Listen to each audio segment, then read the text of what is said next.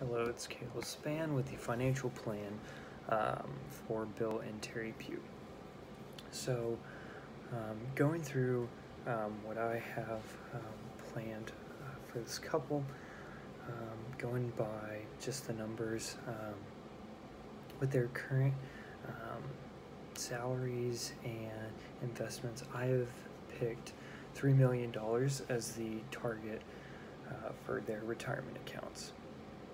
Now, this is everything outside of Social Security. They will be receiving Social Security once they retire, so that will cover a lot of their just like daily expenses like utilities, food, and daily expenses. But I picked $3 million because over a 20-year period, if they were to retire at 65, and planned on living to be mid to late 80s, that would allow them to have $150,000 per year without Social Security. So the Social Security would be added to that, but that $150,000 would be for everything for car payments, if they elected to get a new car once they retired, if they elected to pursue certain things, and those would also go to their vacation. So one of the things that they thought was really important was that they'd be able to move to Tennessee. So the plan is to pay off the house that they currently have, and to sell that at $155,000 like it was valued at, which would put them above the target price for the cabin they had picked out, and actually allow them to not only pay in cash but also take that excess money and put it towards retirement. Because even after they retire, that retirement account can still earn interest. So even if they have that $3 million, they're not going to immediately take out all the $3 million right there. So they're still going to be earning interest on top of that. So anything they're going to be able to add to that is just going to mean more income later for them to use. One of the recommendations I have to them is to consolidate their credit card debt. This is high interest. This is higher interest rate than all of their cars and their mortgage combined. Bill right now is paying roughly 20% interest on all of his credit card debt. And while Teri has almost as much as him, total, her percentage is almost half of what his is. So focusing on paying off those short-term debts that are going to have high interest rates, that's going to cost more down the road than if they take care of that now. So while they are currently taking out money and putting in savings and putting in their retirement account, I think it's very important that they take care of that credit card debt before they move on to the next phases of like paying off cars and housing. The second recommendation is to diversify their income. One of the plan would be to open up a savings or money market account.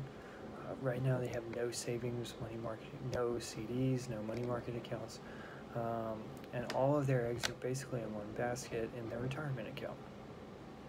Now this can their retirement accounts are currently earning high interest rates and are getting good yields, but if there was any instance of a financial crisis or any kind of recession, then those interest rates would drop dramatically, and that would affect their savings exponentially down the road if those interest rates were to decrease, or if some of the mutual funds they have invested in were even to default. So by setting up a savings account, by just investing or saving 10 to 15% off of every paycheck, they would be able to save hundreds of thousands of dollars, and not only have an emergency account to where if they had something come up and they needed to pay with it and didn't need to take out of their retirement, they would have that emergency account in the savings and money market account. But it would also serve as an extra form of income when they retire. Savings accounts are not meant to be your entire retirement account, but they can be incredibly useful in emergencies, but also in additional income. But right now they need to focus on investing and saving in interest-bearing accounts and not just putting all their money in their mutual fund. Another thing is I do not think Bill should take the one-to-one match that the credit union offers him. Stock matches can be incredibly risky. If you look at like Enron was rated as a very high company, people thought it was super stable, that it was never, and then the company went bankrupt and people lost hundreds of thousands of dollars. So I think they should continue to invest and to work through the Arkansas State retirement while also diversifying into other accounts like bonds, CDs, mutual funds that are going to yield lower interest rates but be more stable in that case of a financial recession, because we are talking about 20 to 30 years down the road.